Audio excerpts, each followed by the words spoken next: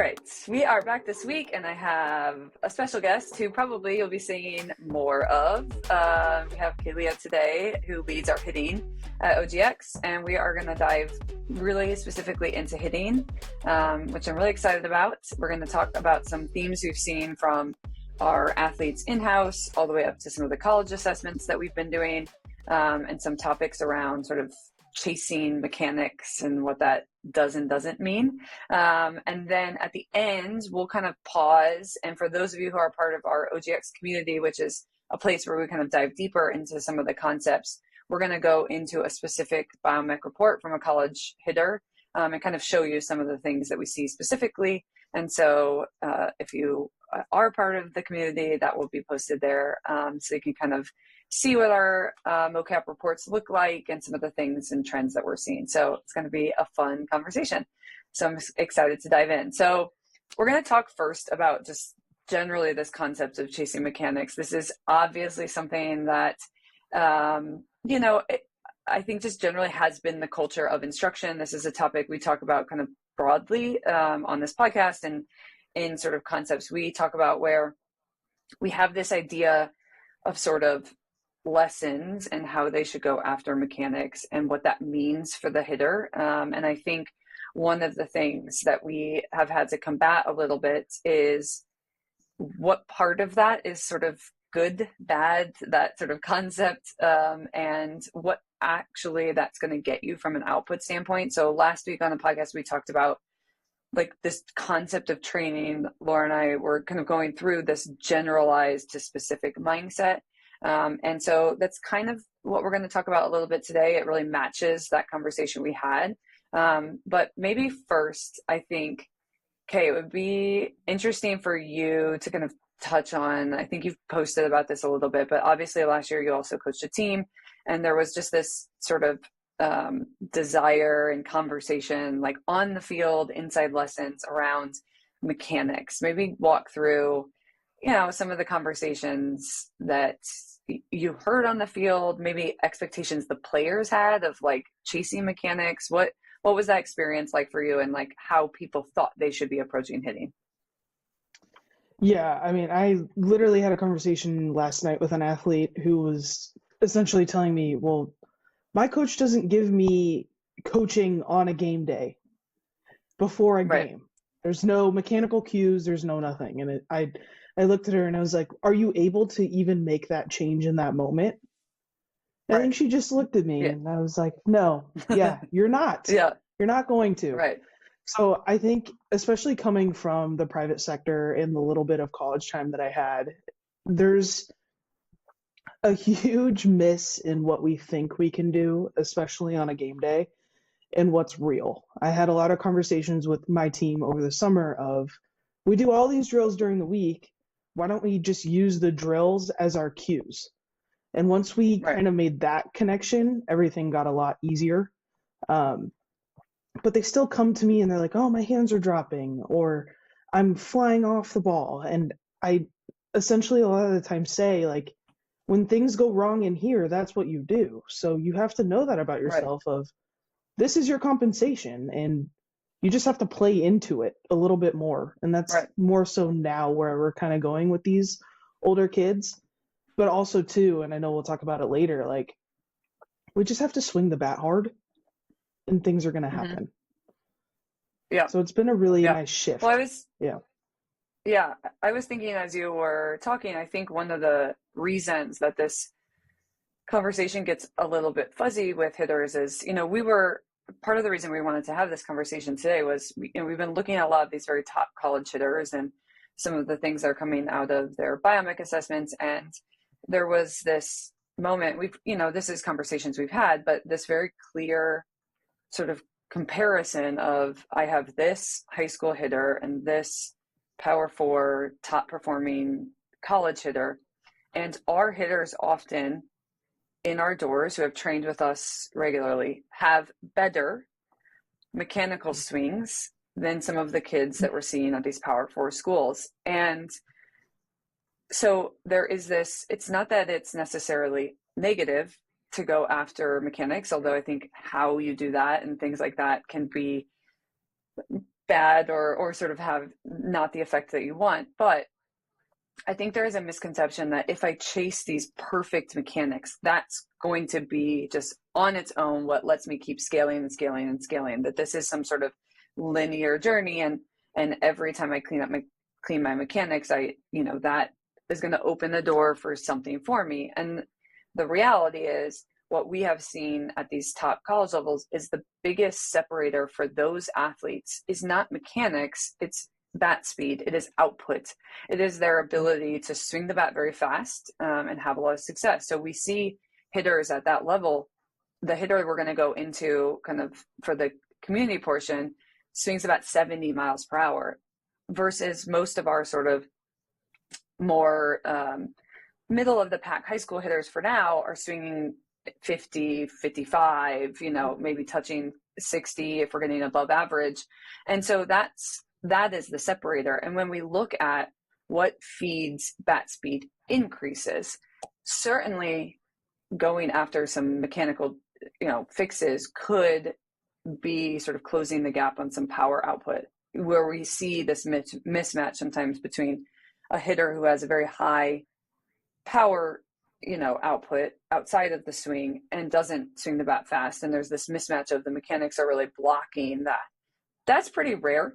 What is more often the case is that a hitter just doesn't inherently yet have that power output, and what they need to be chasing is in the weight room, going after power, getting stronger, going after their ability to express that power, so that the sort of mechanics they have, which are on the cleaner side, can help them. Now, we've talked about this a lot. We might chase, biomech cleanups sort of in a hitter more because that's making her not be able to hit an inside pitch. That's making her swing and miss a lot. Like there are bat to ball things that are happening as a result of those. But even if that hitter cleans up bat to ball, but swings the bat 52 miles per hour and her exit velocity is 65 tops, she might make contact all day long because we've cleaned that up, which is excellent for the level maybe she wants to go, but that is not going to sort of linear then increase her ability to swing the bat fast and open the door for her at a Power 4 school. And there is just this mismatch in sort of understanding of that, I think. And so I think a lot of times kind of even what you're saying is that hitters are like banging their head against the wall as they go up these levels of like, oh, I'm dropping my hands and I'm doing this, and this is why I'm not having the output you want. And sometimes when you really get into it, they're making good contact. They're putting the ball in play as sort of hard as they can right now. They're having like decent misses, but the speed that they swing the bat and the how hard it comes off the ball is just not giving them at right now the results they want at that level. And so that underlying sort of power output is what we want to fix. And I think there's just a mismatch often with that, if that makes sense. Absolutely. Yeah. So I think on the flip side, so this is kind of maybe walk through like some of the conversations you've been having with hitters internally about, this concept of just, hey, we're trying to just swing the bat faster and these are what we're going after. And that ultimately is going to be what scales. And maybe that mixed with this concept of like bat to ball skills, because obviously what we're talking about is not, hey, let's go on the swing and just the tee, although you might have a portion of training where you do this, but like and swing as fast as we can and see what happens. But it is this sort of like common back and forth between those two. What does a session or conversation maybe look like when you're bouncing between let's swing the bat as fast as we can, but let's also, get the bat in the zone in the way we want to and have the outputs that we want to? Yeah, I mean, right now when I have hitters come in, I have blast on them, and then I have the miles per hour for bat speed on and the volume on higher. So yeah, that in itself gets the kids to swing as hard as they can, but also when they have someone with them that they can like kind of bounce off of. And then from there, like it's just the small mechanical cues. So 9 times out of 10, they're early. So I'm just telling them to be late, or we're thinking about making sure that we're carrying ourselves forward in a controlled manner or things like that. But literally just giving them the cue of 1, swing the bat hard, And then two, we have to make sure that we're in a good place when we get foot down, because after that, it doesn't matter. That's really when we see, like, is this jumping or is this not? And it's been a really good tell for me to, am I giving the right mechanical cue right now? If the velo is dropping, Right. and Right. no. So then I Yeah. can kind of work back with it and get that velo to come up with a different cue. Yeah. And I think the important part of this balance is that we have always, and very frequently had the ball output on there. So there is this back and forth of a hitter of, yes, I'm trying to swing the bat fast and I'm sort of understanding those concepts, but we're also chasing sort of just generally exit velocity, but we also, the way we visualize data shows on what fields you get the power off of, on what pitch location. So it's this balance between, are we seeing the bat speed sort of trend in the right direction and matched with where the holes in your swing, are we closing those? Do we have sort of big gaps in our ability to, I say inside because that's very often where young hitters struggle with, but in getting to an inside pitch and pulling the ball in the air, and this back and forth between, as we're tracking that output, the ball output, while we're going after bat speed. I think that combination of things. So this idea that you have to sort of like choose, that's not, hitting is both. It is this, I swing the bat as hard as I can. And so now I'm a hitter who, I swing the bat very fast and I get a lot more opportunity for misses, because if I'm late, I can catch up to it. Like I have a lot more opportunities for when I swing the bat fast.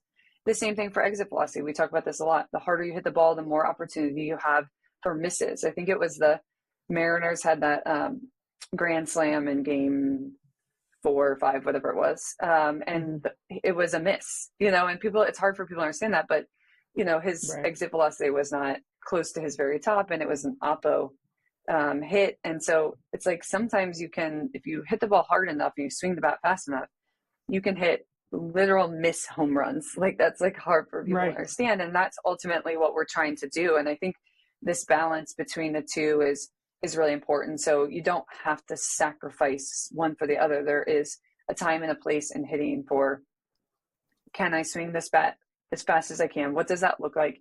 And then for, yes, but also I need to put the ball in play. I need to put the ball in play hard. I need to do all of these things. And so it's the sort of back and forth between those two and the balance that makes hitting training. And then of course, hitters have to have approach. And as we get close to a season, we start talking about those concepts as well. But I think that's the balance. And I think sometimes there is just this assumption that you have to sacrifice one for the other. And I think you really need both. And we're seeing, pretty obviously that this is the concept of what separates, good hitters at the top level. And I think we haven't always necessarily measured it. This has always been true. It's just like, we know, oh, it looks like this kid looks good. And I can tell she swings the bat fast, or maybe you're not even thinking that, it just looks smooth. It looks effortless in some way. And those are what sort of separate these kids at the next level. So I think the things that correlate to swinging the bat fast, like I said, there is a mechanical correlation, and there are times where you are blocking sort of your ability to swing the bat fast with mechanics, but the much tighter correlation to bat speed is in your general ability to move fast and produce force underlying that, the engine you have, which is why you can chase in lessons mechanics all you want, but if that engine is not big enough, you're only going to get so much out of it. And so building that concept of, I am strong and I move quickly, is so important for young hitters to understand. And it's really, really what separates, because as we said, and we'll get into, we see top hitters in the game, and we can kind of flip this conversation now to this, who are swinging the bat very, very fast with, on the poorer side of mechanics. It's just the reality, and they've gotten away with it because of that. And it is literally just their sort of inherent ability to produce force. And it's why it's so important that that's getting built for people. And so you've seen, and as we've gone through this, hitters you have where like, they swing the bat better than some of these kids, but they just need to keep putting in the work in the weight room to try to, be able to produce force faster, so they can swing that bat faster. So I'm going to flip to this. I think maybe just broadly from your standpoint, as we've gone through these college biomech reports internally, and we've just been using it as kind of like education and really diving into these. What has been something that stood out to you, or that has been surprising, or that has been eye-opening as we've sort of dove into some of these hitters? Yeah, I think 9 times out of 10, we start with the biomech report, and then we're like, oh, what does this look like? Because we're both like working through it. We're like, what does this look like? We pull it up and we're like, ooh, how do we go from here? And it's been Yeah. a lot of those. It's quite entertaining, but like, again, these people are the people that are making the difference in these tight games in the World Series. So it's very interesting. And I think honestly simplifying everything that we're doing, because we know now that like you have to have elite hands and you have to be strong. So I think it takes a little bit of pressure off the day to day for me while I'm in there working with the kids at OGX, because I know now what it takes, and I know it's just like we got to swing the bat hard. And yeah, we want it to look pretty, and we're still working on that. But there is a time and a place, and right now we're in the middle of fall season. So can we access all locations, and can we just swing the bat hard?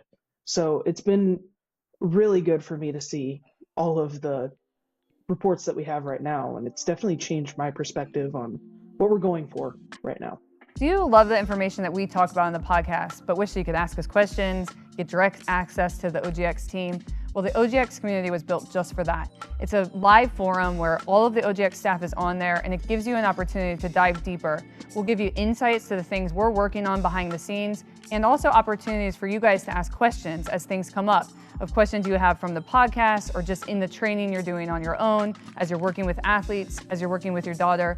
The OGX community really is for everyone. It's for parents, it's for coaches of youth athletes, it's for college coaches, anyone who wants to dive deeper behind the scenes of OGX, really understand what goes into our training, understand what goes into the data we're looking at, ask questions, dive deeper. This is your opportunity. So click on the shop, use OGX Pod to get 10% off today, and join the OGX community. Yeah, I think it has been exciting. It's gonna sound like a little of a weird statement, but I think that there is this assumption that we have that when we have a college athlete performing pretty well at a pretty high level, that there's no work to be done, that this is just like as good as it gets, or it's going to require, this, we talked about this last week on the podcast, that when you have the most elite athletes, and we said like right now there's some of these in softball, but because the pro system is not sustainable, it's not sustainable on its own quite yet, it's harder to see a lot of these in softball just because of the time their career unfortunately ends. But in MLB, and for these couple pro athletes who are able to play internationally, you're really looking at like very tiny things that are going to make a difference. But for us right now, even at the collegiate level, what we're seeing is athletes who are having good output, who can swing the bat incredibly fast, actually have pretty much to work on from a mechanics standpoint. And these are very athletic athletes. And the reason it matters is, and why I think sometimes these athletes are the most exciting, I think as a coach, it should feel very empowering, is we already have this underlying force output. You're already sort of naturally able, by the time you got to me, to swing the bat extremely fast. And so, but your sort of biomechanics at this point are causing some holes in your swing. And that's really what it comes down to for a lot of these hitters, some holes in your swing, and maybe blocking even more power output and even more ability to swing the bat 2 miles per hour faster. And so it's exciting because it's like we're having success just from their sort of inherent abilities. But I think this idea that we've sort of always had is, I don't want to touch like a college hitter, or I don't have time for that, or it's very hard, like, because it's so nuanced and these little changes. And what we've seen, and I think one of the more eye-opening things for me has been, these are like still broad concepts for some of these hitters. Like they don't understand what the load is, and they don't load from the right place. And I think one of the things you were kind of referencing is, or their start is like, they're starting with their hands in a place that is blocking sort of efficient rotation, or getting to toe touch really early. And so that's causing this sort of different change. It is many of the same things we see with our high school age athletes at OGX that we are able to address relatively, I don't want to say easy, not training's never easy, but relatively easy, meaning we can take these more generalized understandings of, let's understand what the load is supposed to be, let's understand what's supposed to happen during these time periods, and then that sort of translation. And so I think we have hitters who we're looking at who they already have exit velocities in the low 80s. They already swing the bat 65 plus. And I'm thinking, 90, low 90s is not off the table in softball when you see the sort of mechanics that we are seeing. And so I think like this is so exciting. We have so much more work we can be doing in hitting to really get these hitters, I think, reaching even more heights. And I think it's from that standpoint, it's been exciting, but I think it's also been like, okay, let's all as a community sort of like get together and understand that these are work in progress hitters, and we can make more change than we probably think we can for these hitters based on some of the things we're seeing come through just from all of the sort of hitters we're starting to see. And even in the college program, when we have hitters come back to us, it's like there's some real change we can make here, and I think that's really exciting. Absolutely. Definitely. Yeah. And I think some of the common themes that we're seeing is, like we said, this is for the most part, the floor for really successful hitters seems to be in the 65 plus range for bat speed. So we're able to swing the bat pretty consistently at that speed. I think it's not necessarily something that many of us have trained. And so I think that there's a world where we have talked a lot about, is that really the floor? Can we start to see these like 70 numbers at this highest level if we really started to like train it and the concepts of that? We are also seeing that these hitters right now are hitting the ball, and we're talking like top Power 4 schools, and they're hitting the ball, late, sort of high 70s, low 80s is their max number, and they're able to do that. And so those are kind of the given abilities they have. And what we are kind of saying is based on their mechanics, what got that hitter to that level was not this journey of just chasing perfect mechanics, because their mechanics aren't perfect. And that is not the sort of direct correlation that we are seeing, which is, hey, this hitter got to this level because her mechanics are perfect. We haven't really seen what I would call like A-level mechanics yet in some of the reports that we've been looking at. And so they have that inherent ability. And now I think we can clear up our sort of misconceptions as a community that we can't attack that, and really understand that these same hitters are having many of the same challenges our high school hitters are having. So now they come to us with this inherent ability. And like I said, the main things we're seeing is, I think just across all of it, is a sort of misunderstanding of what is going to happen to load, which we'll get into as we kind of go into that motion, the mocap report, the specific one. But what that leads to is, when we don't understand what we need to happen from that sort of like most back moment into the foot down or downswing is what we'll call it in our biomech, which is as the hands start delivering to the pitcher, because that is the sort of setup of the energy transfer. It is also the setup of the posture. And those two things together are going to give us, yes, the ability to swing the bat fast, but even more importantly, the posture we need to do that in a way that delivers the bat into the zone in the sort of most efficient way to allow us variability or adjustability. And we need that adjustability as we're seeing different pitch spin directions, we're seeing different heights and locations, different speeds, so the ability to adjust to different speeds. And across the board, what we've seen at the college level, which is what we see at the high school level, this is not actually different, is that we don't understand what we need to do in that time phase. And so we'll have some, very big moves sometimes where, that is just very hard to control a big move like that. And so we'll see as they'll maybe have the right concept of, I need to hinge, I need to get into that sort of like hinge position. I need to have counter rotation. I need to have some hike. So this is like, we need to have a little bit of hike so that I can accept that. And I need to carry that into the transition into downswing. And what we'll see is when they have big moves, posture often starts to unravel. The timing of that is off. So if I get to foot down and I start transitioning that at the same time as downswing, after downswing, then I don't get that energy transfer. So I actually think Laura just posted a Twitter post today about this concept of when pitchers use their stride leg too much, and now the timing is off, meaning they do put a ton of force into the front side, but it happens when the arm is already starting to deliver. We see a lot of these same things is when you don't understand the timing of transition and you get to sort of foot down really early, or you sort of early is the one we see the most. And now what ends up happening is you haven't transferred that energy and your hands start coming first. And now none of that energy transfer comes across. I think even bigger what we've seen for these hitters is the posture issues. And so what happens is let's say I didn't understand load. And a lot of times when I don't understand load, I get into a lot of counter. We'll see sort of crunch. We see this a lot, hitters, they don't understand load. So they'll crunch their body. They'll sort of counter rotate. I think we're going to see this in the hitter we're going to go through. And they have to get out of that. And so one of the things we've said a lot is you have to side bend in hitting, right? So when we are talking about hitting, hard to show in this little booth I'm in, but when we are talking about hitting, when the barrel gets too disconnected from the body, we're going to have issues. We're going to have issues with power transfer. We're going to have issues with bat path.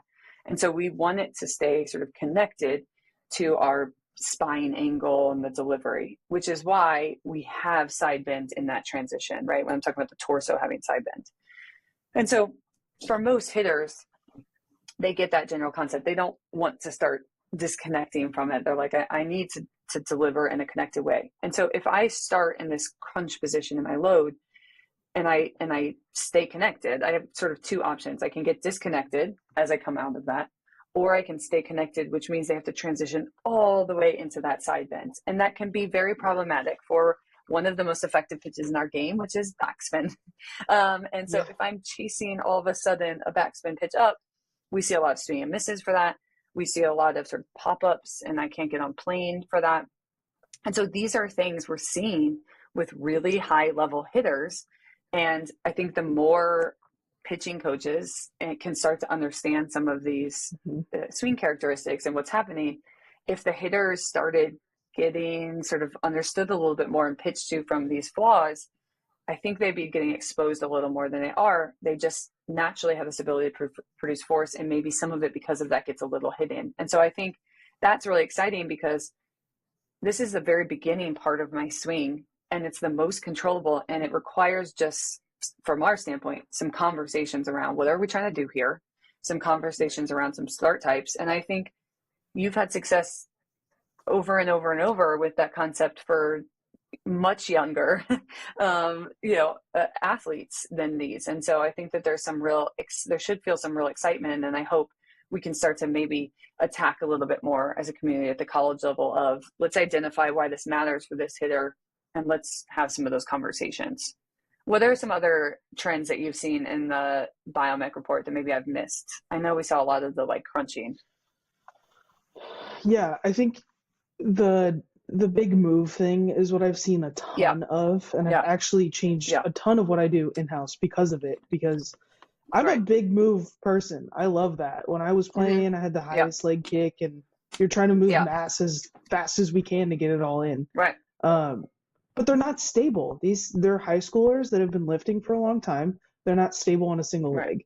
So now we have our foot in the air, and then we're going to land in a bad position, and posture is gone. So that has really been the biggest change that I've seen, especially through all the reports, and especially with the Power 5 ones that we have coming in, is these moves are, a lot of the times for the kids that I'm working with, they're too much. And I had a kid literally last night getting her foot down early, and she's like, well, Otani does it. I'm like, yeah, are you a 26-year-old man?